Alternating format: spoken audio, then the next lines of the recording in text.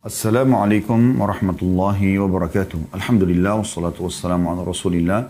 Segala puji dan puja kehadirat Allah Subhanahu wa taala, juga salawat dan taslim kepada Nabi besar Muhammad sallallahu alaihi wa ala alihi wa sahbihi wasallam. Saudara seiman, bertemu pada Senin siang ini biasanya memang di materi umum ya. Dan kita akan menjelaskan sekarang ya, persiapan dan bekal menjelang kematian. Dalam pembukaan ini insya Allah kita akan coba ya, menggugah dari sisi hakikat kehidupan dunia ini. Teman-teman sekalian, dunia ini adalah tempat sementara. Saya ulangi lagi, dunia ini tempat sementara dan bukan menjadi target utama bagi orang beriman. Apapun yang kita miliki di dunia ini akan kita tinggalkan. Sebagaimana kita lahir di muka bumi ini dengan badan telanjang dan dibungkus dengan satu lembar selimut di awal lahir, dan kita menangis pada saat itu, bahkan dalam pandangan medis menangisnya bayi awal lahir adalah sebuah tanda sehat ya. Dan juga pada saat meninggal akan sama. Kita akan menggunakan selembar kain kafan dan juga kita akan ditangisi. Kalau kita lahir kita menangis, maka nanti kita akan ditangisi. Itu sudah menjadi umum dan standar.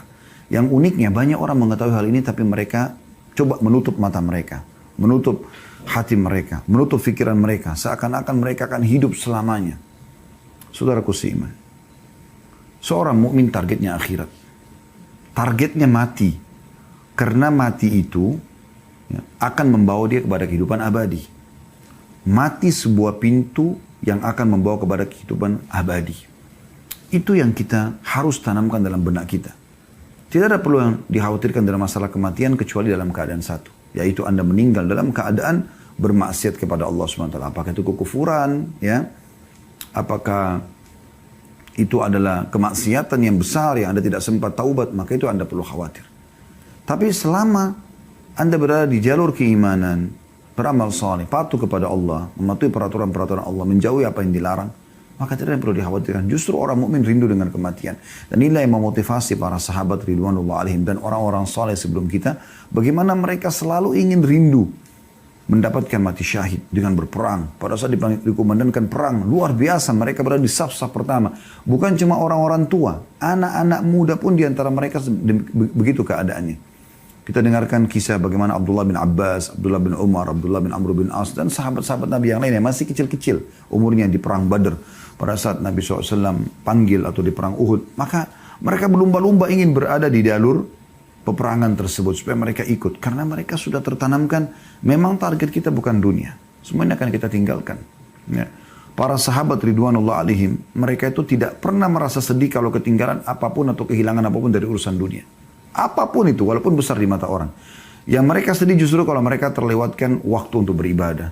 Luput dari sholat berjamaah di masjid, luput dari sholat malam, luput dari membaca Al-Quran yang sudah dijadwalkan, luput dari sedekah, luput dari segala macam perbuatan kebaikan ini. Disitulah mereka merasa sedih. Tapi kalau dunia mereka gak pusing. Karena memang kata Nabi SAW, raka'atai al-fajr khairu minad dunya wa ma fiha. 2 rakaat sholat sunnatul fajr lebih baik daripada dunia dan seluruh isinya. 2 rakaat saja yang kita kerjakan cuma 2-3 menit.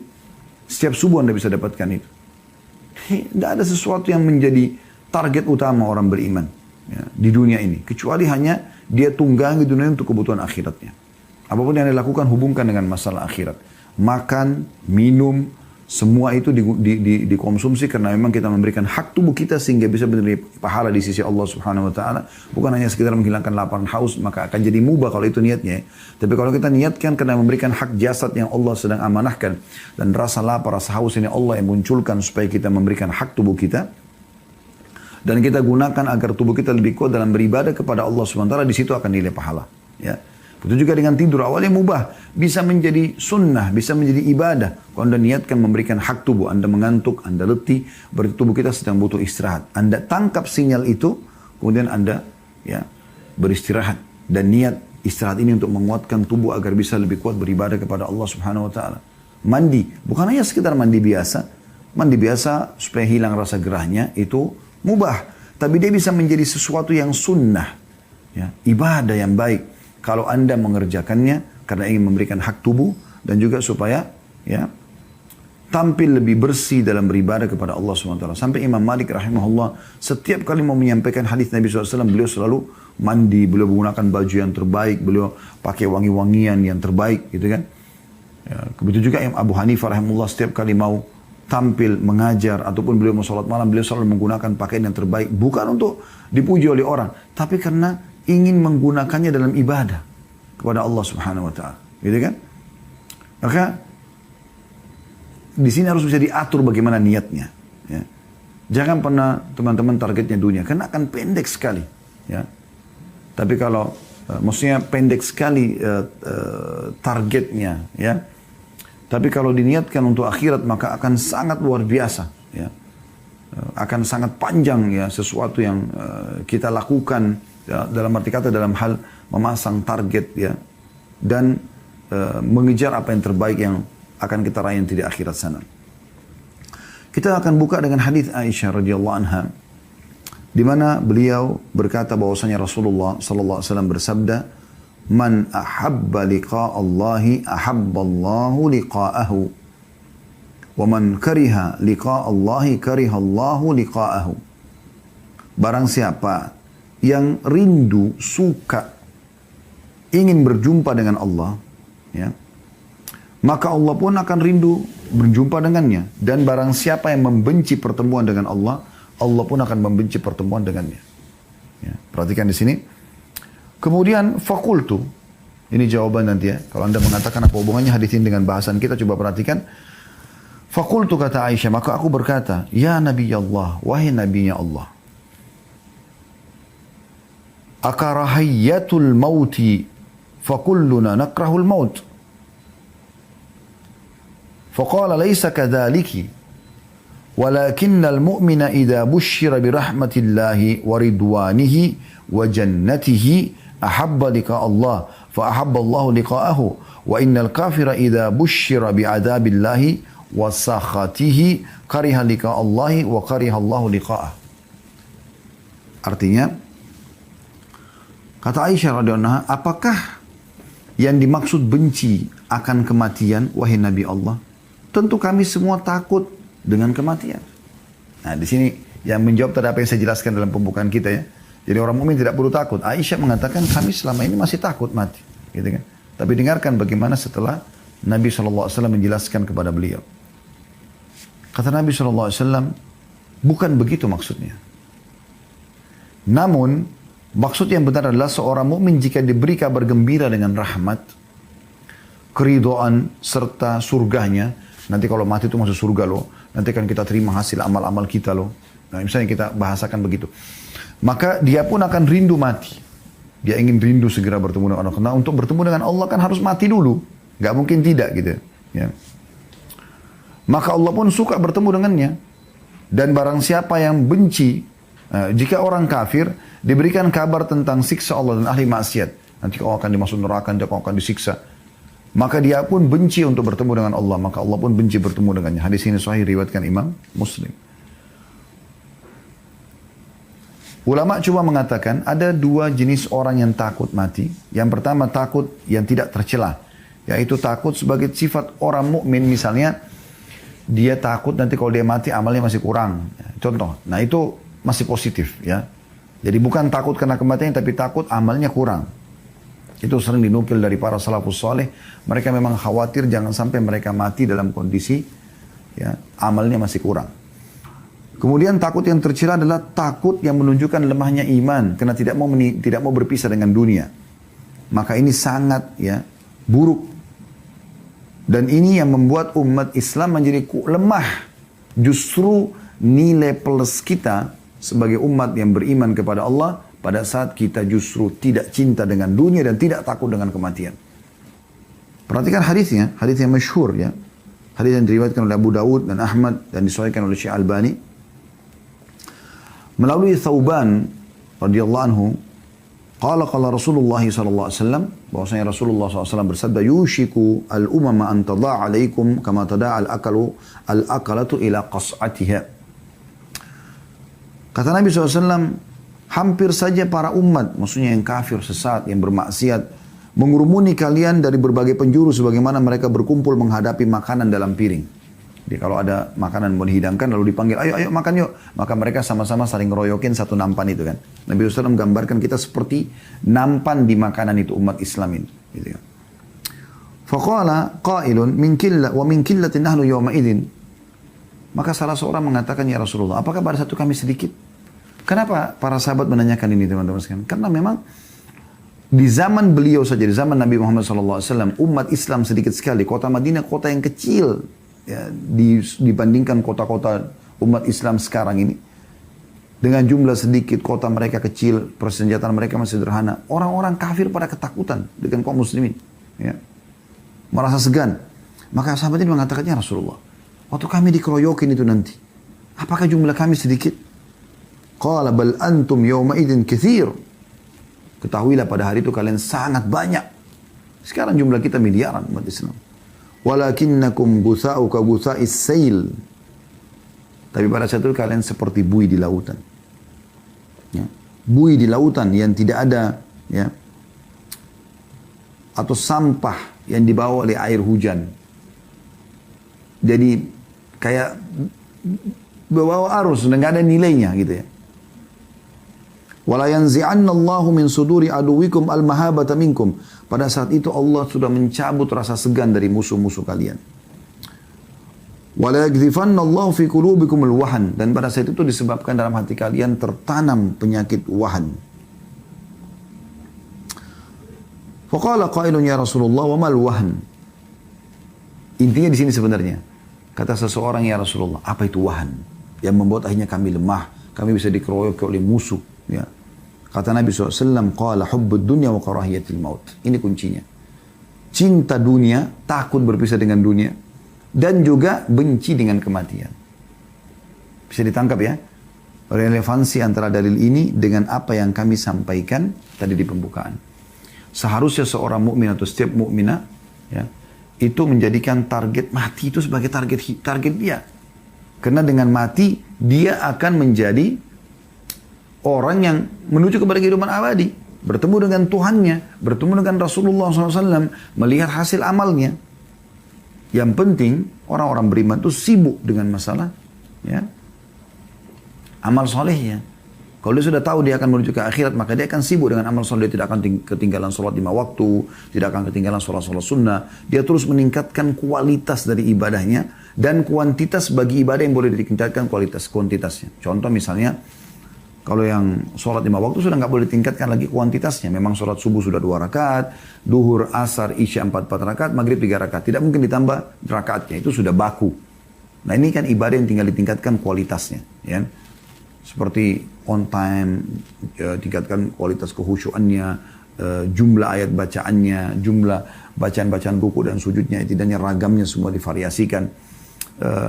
Kemudian yang boleh ditambah seperti misalnya sedekah ya. Kalau tadi dia biasa sedekah 10.000 rupiah, dia sekarang sedekah 20.000 rupiah. Dia tingkatkan ke 50.000, dia tingkat 100.000 rupiah, dia tingkat ke 1 juta rupiah. Dia coba selalu meningkatkan kualitas dan kuantitasnya. Begitu juga dengan zikir yang memang dibolehkan untuk memperbanyak gitu kan. Baca salawat pada Nabi SAW. Tadinya mungkin dia cuma baca 10 kali, sekarang dia pindah ke 100 kali, dia pindah ke 1000 kali. Dia coba tingkatkan kualitasnya ya. Maka itu yang dimaksudkan dengan dia memperbanyak amal. Sehingga dia tinggal dengan penuh keyakinan dia akan menerima hasil amal itu. Karena Allah SWT mengatakan kan, "Wa may ya'mal mithqala dzarratin khairan yara." Siapa yang berbuat seperti biji sawi dari kebaikan dia akan lihat. "Wa may ya'mal mithqala dzarratin syarran yara." Siapa yang berbuat seperti biji sawi keburukan maka dia akan lihat. Ya. Ini poin perlu digarisbawahi. Nabi SAW mengingatkan dalam banyak hadis agar jangan kita teralihkan dengan dunia dan selalu ingat tentang kematian karena dia setiap saat bisa datang. Di antaranya hadis yang masyhur riwayat An-Nasai, riwayat Tirmidzi, Ibnu Majah, riwayat Ahmad. Ya. Dan hadis ini dinilai hasan sahih ya. Menurut Syekh Albani, yaitu hadis Abu Hurairah radhiyallahu anhu di mana Nabi SAW bersabda, "Aktsiru dzikra hadhimil ladzat." Artinya perbanyak mengingat pemutus kelezatan dunia. Saya mati. Ingat setiap saat kita akan mati, ya. Dan dalam kisah yang lain Ibnu Umar radhiyallahu anhu menceritakan, qala kuntu ma'a Rasulillah sallallahu alaihi wasallam faja'ahu rajulun minal ansar. Saya pernah duduk bersama Rasulullah SAW Dan datanglah seorang laki-laki dari Ansar. Ya. Fasallama ala Nabi SAW, dia mengucapkan salam kepada Nabi SAW. Thumma qala, kemudian dia berkata, Ya Rasulullah, ayyul mu'minina afdal.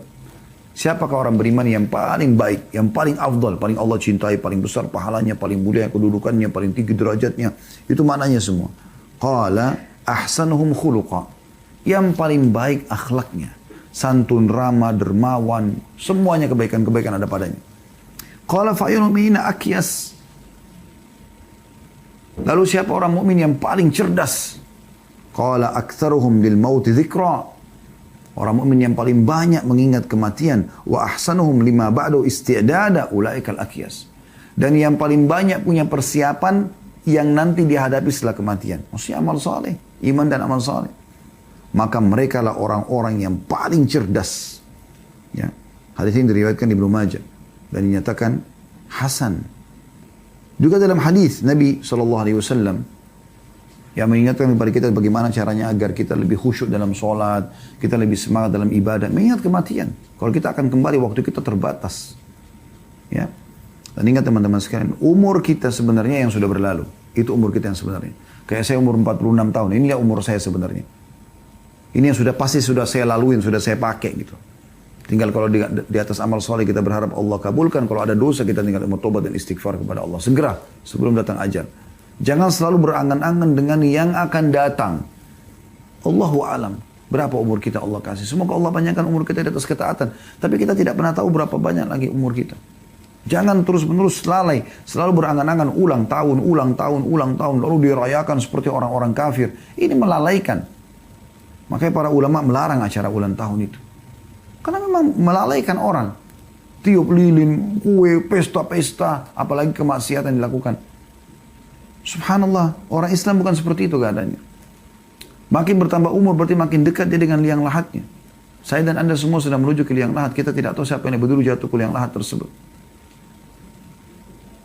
Kata Nabi SAW, agar kita bisa lebih khusyuk sholat, bisa lebih semangat dalam ibadah. Uzkuril mauta fi sholatik. Ya, kata Nabi SAW kepada seorang sahabat, ingatlah kematian dalam solatmu. Fa inna rajula idza dzakara al-maut fi salatihi, ya, fa hariyun an yuhsina salatahu. Karena kalau dia ingat kematian dalam solatnya, dia akan memperindah solatnya. Wasal salata rajulin la yadhunnu annahu yusalli salatu atau salatan ghairaha. Wa iyyaka wa kull amrin ya'tadhiru minhu. Salatlah seperti orang yang tidak menyangka lagi bahwasanya ia masih punya kesempatan untuk salat. Hati-hatilah dengan perkara yang kelak malah engkau meminta udzur meralatnya. Maksudnya di akhirat. Dan tidak bisa lagi diperbaikin gitu. Ya. Ini teman-teman sekalian harus jadi sebuah pelajaran. Ya. Sebuah peringatan buat kita. Kalau misalnya ada seseorang, saya sering kasih contoh ini, saya ingatkan kembali ya. Kalau misalnya ada seseorang divonis oleh dokter. Dokter mengatakan, umur Anda tinggal hari ini. Penyakit ini nggak bisa sembuh lagi. Sudah. Apa boleh buat? Sudah harus ya meninggal dunia. Seperti itulah. Lalu Anda masih punya kesempatan untuk sholat. Atau misalnya Anda ditangkap oleh musuh, ditawan, dan sudah tidak bisa lagi buat apa-apa. Musuh akan membunuh Anda. Anda masih dikasih kesempatan buat satu hal. Lalu Anda punya kesempatan untuk sholat. Habis sholat Anda dipenggal. Kira-kira bagaimana sholat Anda? Tentu Anda akan coba menjaga kekhusyuan kepada Allah Subhanahu Wa Taala. Harusnya kita tidak harus tunggu itu teman-teman. Karena malaikat maut jauh lebih hebat, ya, lebih dahsyat prosesnya dibandingkan dengan orang yang akan memenggal kepala Anda itu. Nabi SAW memastikan dalam hadits Ibnu Hibban Al-Baihaqi dengan sanad hasan,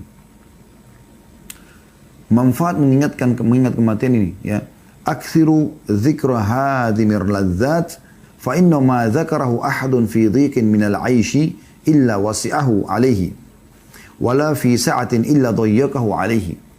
Perbanyak mengingat pemutus kelezatan dunia, maksudnya kematian. Karena jika seorang mengingatnya saat kehidupannya sempit, maka ia akan merasa lapang. Dari lagi susah, dia akan tahu, oh, saya akan meninggal kok. Saya juga akan menuju kepada kehidupan abadi. Saya akan senang nanti di sana gitu. Ya. Dan kalau seandainya orang mengingatnya pada saat dia lagi lapang, ya, maka ia tidak akan tertipu dengan dunia. Imam Ad-Dahhak memberikan nasihat yang baik, dan ini dinukil oleh Al-Qurtubi dalam kitab Tadhkirah beliau. Orang yang mengingat mati, maka akan membantu dia menyegerakan taubatnya. Akan membuat hatinya penuh dengan qanaah, rasa cukup. Akan membuat dia semangat beribadah. 3 hal dia dapatkan. Dia akan segera bertaubat, dia akan selalu merasa cukup dengan apa yang ada, dan dia juga akan semangat ibadah. Sedangkan orang kalau lupa mati, sebaliknya, dia akan tunda-tunda taubat, dia tidak akan selalu cukup, merasa cukup dengan apa yang ada, dan dia akan bermalas-malas dalam ibadah. Mati ini teman-teman, bagaimanapun caranya kita coba menghindar, tidak akan pernah bisa luput. Sehebat apapun Anda berusaha untuk melepaskan diri dari kematian. Kalaupun orang mau coba, tidak ada gunanya.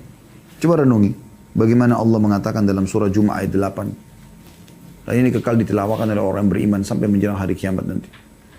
A'udzu billahi minasyaitonir rajim, surah Al-Jum'ah ayat 8. Qul innal mauta alladhi tafirruna minhu fa innahu mulaqikum thumma turadduna ila 'alimil ghaibi wasyahadati fayunabbi'ukum bima kuntum ta'malun. Katakan hai Muhammad, serukan kepada semua orang, ya. Sesungguhnya kematian yang kamu lari daripadanya, maka sesungguhnya kematian akan menemui kamu. Kemudian kamu akan dikembalikan kepada Allah yang mengetahui yang gaib dan yang nyata. Lalu dia Allah akan memberitahukan kepadamu apa yang telah kamu kerjakan. Kematian yang kau lari daripadanya pasti akan datang kepadamu. Dalam surah An-Nisa ayat 78 Allah juga mengingatkan potongan ayat A'udzubillahi minasyaitonir rajim. Aynama takunu yudrikkumul mautu walau kuntum fi burujin musyayyadah. Dimanapun kau berada, kematian akan mendapatkan kamu. Pasti kau akan mati. Kendati pun kamu dalam benteng yang tinggi lagi kokoh. Kemudian dalam surah Ar-Rahman ayat 26-27 Allah juga mengingatkan, A'udzubillahi minasyaitonir rajim. Kullu man 'alaiha fan wa yabqa wajhu rabbika dzul jalali wal ikram. Semua ada di muka bumi ini pasti akan binasa. Dan yang tetap kekal lazat Tuhanmu yang mempunyai kebesaran dan kemuliaan. Surah Al-Imran 185 ayat yang paling masyhur masalah kematian. A'udzubillahi minasyaitonir rajim. Kullu nafsin dha'iqatul maut. Al-ayat. Semua jiwa pasti akan mati. Ya. Kata Ibnu Katsir rahimahullah berhubungan dengan ayat-ayat ini. Beliau mengatakan dimaksud dengan ayat-ayat di atas adalah setiap orang pasti akan merasakan kematian. Tidak ada seorang pun yang bisa selamat dari kematian, baik ia berusaha lari daripadanya ataupun tidak. Karena setiap orang sudah punya ajal yang pasti. Ya. Tidak mungkin tidak. Maka ini teman-teman sekalian harus difahami baik-baik. Oleh karena itu teman-teman, renungilah beberapa hal ini. Memang Nabi SAW ingatkan kepada kita, jangan jadikan dunia ini sebagai target. Saya ingin sentuh sisi ininya ya. Karena kalau kita bicara masalah bekal menjelang kematian, kalau orang membahas masalah perbanyaklah sholat, perbanyaklah puasa, itu ada juga pintunya sendiri untuk dibahas. Dan itu butuh pertemuan khusus bahas itu. Yang kami ingin sentuh tidak. Saya ingin membuat sebuah kendaraan teman-teman sekalian yang saya harapkan ini bisa menjadi pendongkrak utama Anda untuk bisa mengerjakan semua ibadah itu. Dengan sendirinya setelah dengarkan ini Anda akan sholat, Anda akan puasa, Anda akan zikir, Anda akan berdoa, Anda akan bakti sama orang tua, Anda akan bertobat. Semua akan Anda kerjakan. Itu yang saya inginkan dengan pertemuan kita ini. Ini yang saya masukkan dengan bekal menjelang kematian itu. Coba renungi sabda Nabi SAW yang lain. Dari hadis Ibnu Umar radhiyallahu anhu. Ya, hadis ini diriwayatkan oleh Bukhari. Kata Nabi SAW, kun fid dunya ka'annaka gharibun aw abiru sabil. Jadikan dirimu di dunia ini, setiap muslim diajak bicara oleh Nabi SAW. Setiap orang di antara kita, laki-laki ataupun perempuan, yang muda ataupun tua. Hidup di dunia ini seakan-akan kamu seorang yang asing. Bagaimana sih kalau kita asing? Kita ingin kembali ke wilayah kita. Atau seperti seorang pengembara saja. Maka Ibnu Umar berkata tentang hadis ini, idza amsayta fala tantadirus sabah. Kalau kau tiba sore hari, jangan pernah tunggu pagi. Jangan pernah mengkhayal kau masih hidup pagi. Anggap kau akan mati pada saat itu. Sehingga segera taubat dan segera memperbanyak amal soleh. Wa idza asbahta fala tantadirun masa. Kalau kau tiba di pagi hari lagi, seperti kita sekarang. Tiba di pagi sore. Jangan tunggu sore hari. Belum tentu kita hidup. Wa khud min sihhatika limaradik. Maksimalkan masa sehatmu sebelum datang sakitmu. Orang kalau sudah sakit susah aktivitasnya. Kamu sekarang sehat. Wa min hayatika limautik. Dan mumpung kau masih hidup sebelum matimu datang. Kenapa buang waktu pada hal yang tidak ada gunanya? Ibadah. Dan hanya kamu, hai saudaraku, yang bisa membuat kau beribadah sendiri. Enggak mungkin orang lain. Semua ada di tanganmu keputusan. Kau ingin masuk surga, di tanganmu keputusan. Kau ingin masuk neraka, di tanganmu keputusan. Kau ingin rajin, di tanganmu. Prestasi di tanganmu. Kau ingin malas, menjadi orang yang buruk juga di tanganmu. Kami, saya dan teman-teman dai hanya bisa teriak-teriak seperti ini, menyampaikan, keputusan tangan Anda mau berubah atau tidak? Kami tidak perlu teman-teman Anda mengatakan, oh ceramahnya bagus ya, menyentuh. Nggak perlu itu. Anda ambil manfaat atau tidak. Nggak penting itu. Semoga Allah ikhlaskan niat. Setiap dai yang ikhlas tidak akan butuh pujian itu. Tapi bagaimana yang sedang disampaikan ini sampai pada hati setiap orang yang mendengarkan. Dan mereka bisa berubah. Manfaat Anda dengarkan ceramah seperti ini kalau Anda bisa berubah menjadi orang yang lebih dekat kepada Allah SWT. Takut terhadap dosa-dosa yang berlalu. Takut dengan amal soleh yang masih sedikit. Bilal pernah menangis satu waktu. Radhiyallahu anhu, lalu ditanyakan, kenapa Anda menangis? Dia mengatakan perjalanan jauh dan bekal masih sedikit. Padahal beliau sudah masuk Islam di awal-awal Islam dan menjadi muadzin Nabi SAW. Jihad setelah, dan masa Nabi jihad juga setelah ya, Nabi SAW, dan sekian banyak amal soleh yang beliau kerjakan. Hasan Basri mengatakan rahimahullah dalam masalah ini, Al-mu'minu fid dunya qal gharibi wala yajza' min dhulliha wala yunafisu fi izziha lahu sya'an walin nasi sya'an. Seorang mukmin di dunia seperti orang asing. Tidak pernah gelisah terhadap apa yang orang dapatkan dari dunia. Oh, dia mau maju, dia berhasil, silakan. Saya ya saya. Tetap kita kejar prestasi dunia semampu kita. Tapi bukan berarti kita iri, dengki, berkecamuk, berebut-rebutan dengan haknya orang lain. Bukan sifat orang beriman itu. Tidak pernah saling berlomba ya, dengan menggilai dunia atau mengejar dunia. Penggila dunia, pengejar dunia, memiliki urusan sendiri. Dan orang asing, orang beriman, yang ingin kembali ke akhirat juga punya urusan sendiri. Pasti beda. Nggak mungkin sama. Jadi Anda kalau mau jadi orang akhirat, beda dengan orang-orang yang kejar dunia, beda sekali.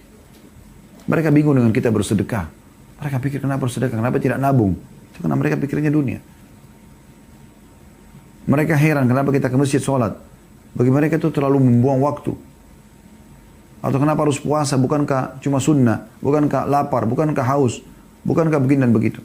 Atau As-Salimi berkata dalam doanya rahimahullah, Allahumma arham fid dunya gurbati. Ya Allah, kasihanilah, rahmatilah keasinganku di dunia. Maksudnya apa? Aku ingin mau jadi asing dunia, maka bantu aku dengan rahmatmu supaya aku bisa lakukan itu. Warham fil qabri wa ya, wahsyati. Dan selamatkan, kasihani aku dalam kuburku dan hiburlah aku di kesendirianku ya, di kubur itu. Warham mauqifi ghadan baina yadaik, dan kasihani juga aku ya, di saat aku sedang berdiri di antara kedua tanganmu, maksudnya pada hari kiamat nanti. Yahya bin Mu'adz Ar-Razi rahimahullah berkata, ad-dunya khamrus syaitan. Dunia ini khamarnya syaitan, minuman kerasnya syaitan. Wa man sakara minha lam yafiq illa fi uskaril mauti nadiman ma'al khasirin. Siapa yang mabuk, karena kan dunia ini dikatakan khamarnya syaitan. Siapa yang ikut mabuk situ, barulah tersadarkan ketika kematian telah datang kepadanya. Nantinya ia akan menyesal bersama dengan orang-orang yang merugi. Ada sebuah nasihat yang luar biasa dari Fudail bin Iyad rahimahullah. Seorang ulama tabi'in masyhur. Dia pernah bicara sama seseorang. Kebetulan beliau sudah tua, orang itu juga sudah tua. Yang diajak ngomongin sudah 60 tahunan. Seumur dengan beliau gitu. Beliau bertanya begini. Kam atat alaik? Kam atat alaik? Ya. Udah berapa umurmu? Orang itu menjawab, situna sana. 60 tahun. Kata Fudail, فَأَنْتَ مُنْدُ 60 سَنَةَ تَسِيرُ إِلَى رَبِّكَ يُوشِكُ أَنْ تَبْلُكَ. Kalau begitu kau sudah 60 tahun berjalan menuju Tuhanmu dan sebentar lagi kau akan sampai. Orang itu mengatakan, Inna lillahi wa inna ilaihi raji'un. Kami milik Allah, kami akan kembali kepada Allah. Kata Fudail, ata'arifu tafsirah? Apa kau tahu apa makna kalimat yang kau ucapkan tadi, istirja itu? Inna lillahi wa inna ilaihi raji'un. Orang itu diam. Lalu Fudail mengatakan, ya, ana lillahi abdun wa ilaihi raji'. Makna yang kau ucapkan tadi, inna lillahi wa inna ilaihi raji'un itu, karena kan ini bukan cuma pada saat orang mati seperti sebagian orang Indonesia pahami ya. Tapi ini diucapkan kalimat pada saat orang merasa ada sesuatu yang luput dari dia. Bisa jadi musibah buat dia karena umur sudah 60 tahun, mungkin amalnya masih sedikit, mungkin tobatnya belum diterima gitu loh. Jadi masukkan dalam kisah ini. Maka Fudail mengatakan yang kau ucapkan tadi, inna lillahi wa inna ilaihi raji'un. Maknanya, aku adalah hamba Allah dan akan kembali kepada Allah. Itu maknanya.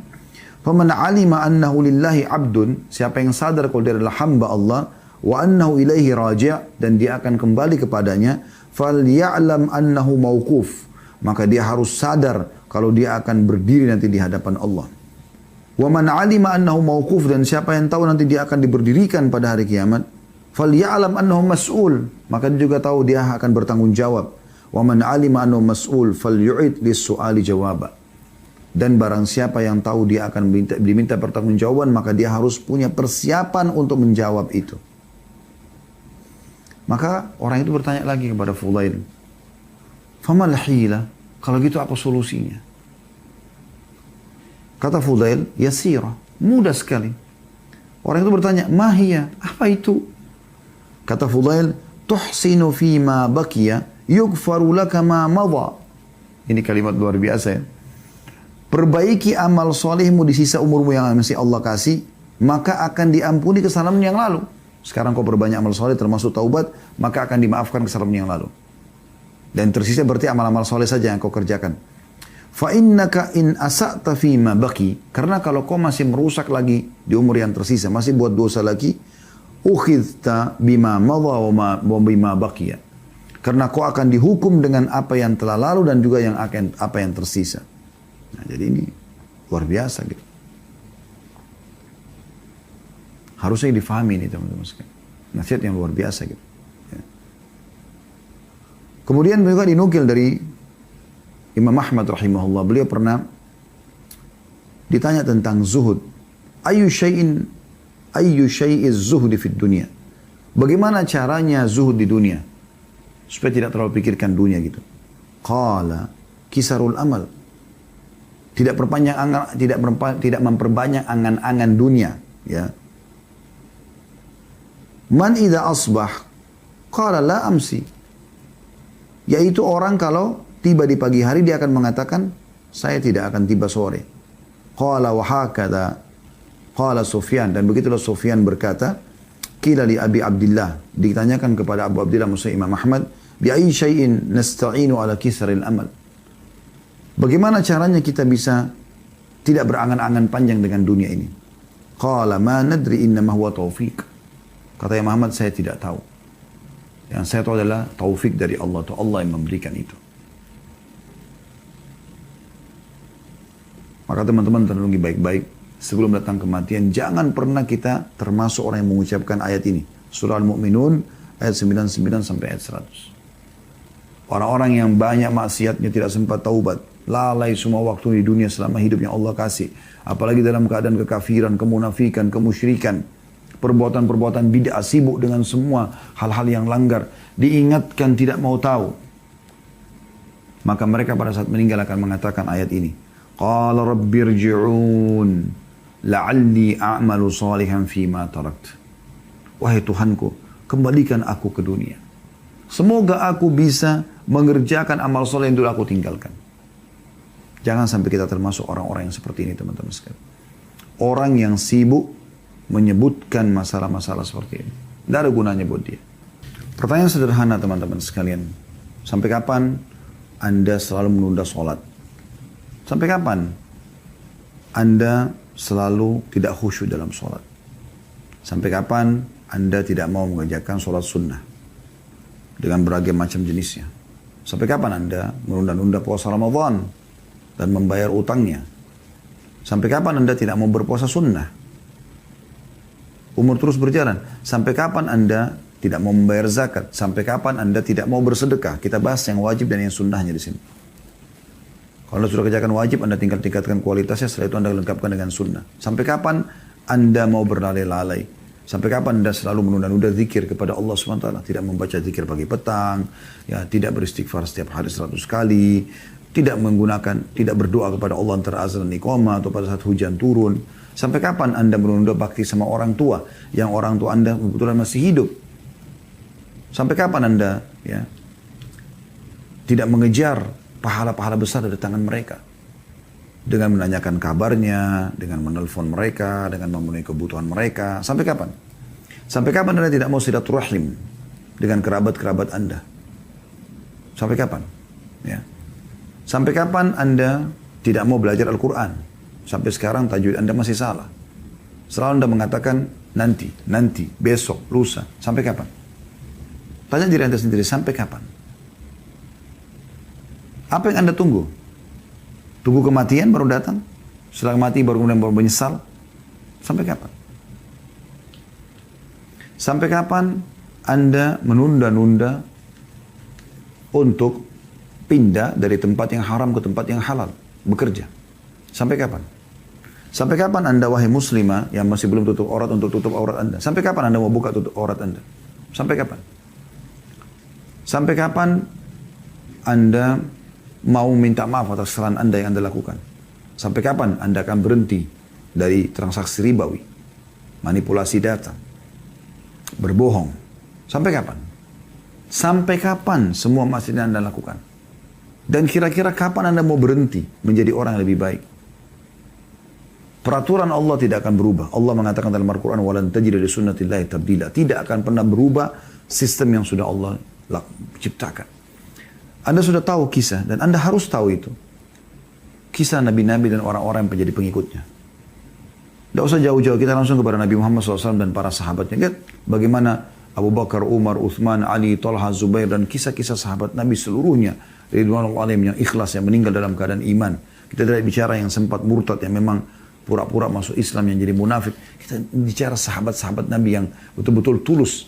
Dan kisah-kisah mereka ada di kedua tangan kita. Kami sudah membedah lebih dari 50 kisah sahabat Anda bisa dengarkan. Anda bisa banyak baca buku dalam bahasa Indonesia tentang kisah mereka. Kisah-kisah sahabiat Nabi, para ummahatil mukminin, para istri-istri Nabi, dan juga para sahabat Nabi yang lain. Bagaimana perjuangan mereka dalam rumah tangga mereka, dalam memperjuangkan sunnah Nabi SAW, dalam ikut berjihad dengan Nabi SAW. Lihat mereka. Mereka adalah orang-orang yang sudah sukses. Ya.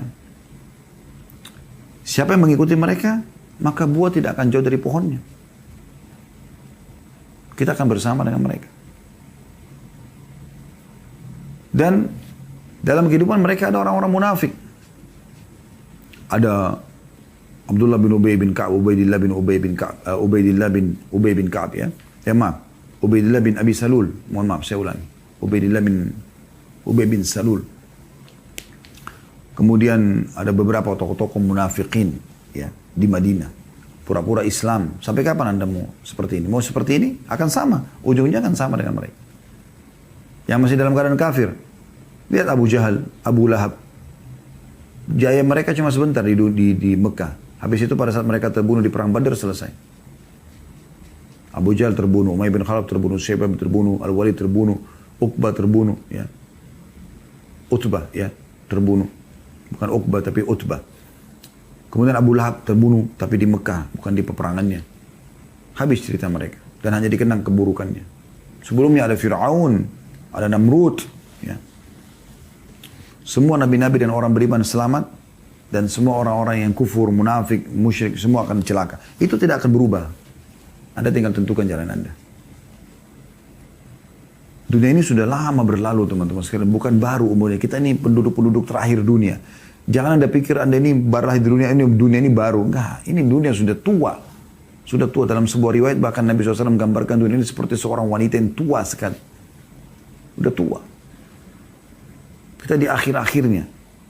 Jangan lupa tentang sejarah manusia yang sudah lalu. Sampai kapan? Ada sebuah statement dari Hamid Al-Qaisari. Beliau berkata, rahimahullah, kulluna, ya, qad aikanal maut. Kita semua sebenarnya sudah yakin tentang kematian. Terbukti depan mata kita, kita banyak lihat orang. Bahkan ada orang terdekat kita sudah mati. Saya subhanallah hari Jumat yang lalu, sholat di masjid dekat kantor. Di sebelah kami ditaruh jenazah. Dari sebelum Jumat. Saya duduk sambil melihat. Di sebelah jenazah itu ada jemaah yang sedang sholat. Subhanallah. Yang hidup dan yang mati bersebelahan. Tapi yang hidup masih bisa beraktivitas, yang mati sudah nggak bisa. Yang hidup masih bisa mengamalkan isi khutbah, yang mati sudah nggak bisa. Mungkin bisa saja dia mendengar. Tapi nggak bisa buat apa-apa. Cuma itu fakta. Yang dalam geranda itu kemarin sama dengan mereka yang bisa hidup. Semua kuburan yang kita lewatin teman-teman sekalian, yang di dalam kuburan itu sama seperti kita. Sama, sampai kapan kita mau tutup mata? Kita juga akan seperti mereka. Pasti, nggak mungkin tidak. Selamatkan dirimu saudaraku, sebelum telat waktunya. Wa ma nara lahu musta'iddan, tapi sayangnya kita tidak mempersiapkan diri untuk itu. Wa kulluna qad aikana bil jannati wa ma nara laha amila. Kita sudah yakin dengan surga, tinggal kita pelajari, kita bisa tahu. Kita tahu orang beriman kalau meninggal masuk surga. Tapi kenapa masih sedikit kita beramal? Wa kulluna qad aikana bin nar wa ma nara lahu khaifa. Kita sudah tahu tentang neraka, bahkan yang belum tahu bisa belajar. Tapi kenapa sedikit sekali orang yang takut untuk masuk ke neraka? Fa'alama tafrahun. Lalu kenapa kalian bergembira-gembira ini? Ya. Seakan-akan lupa dengan itu. Wa ma asaitum tantazirun. Dan apa kira-kira yang kalian tunggu? Al-maut, apakah kematian? Fahuwa awwalu waridi alaikum min amrillahi bi khairin aw bi syarr.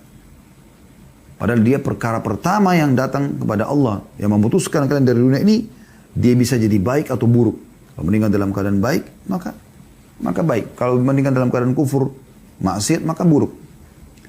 Faya ikhwata siru ila rabbikum sayran jamila.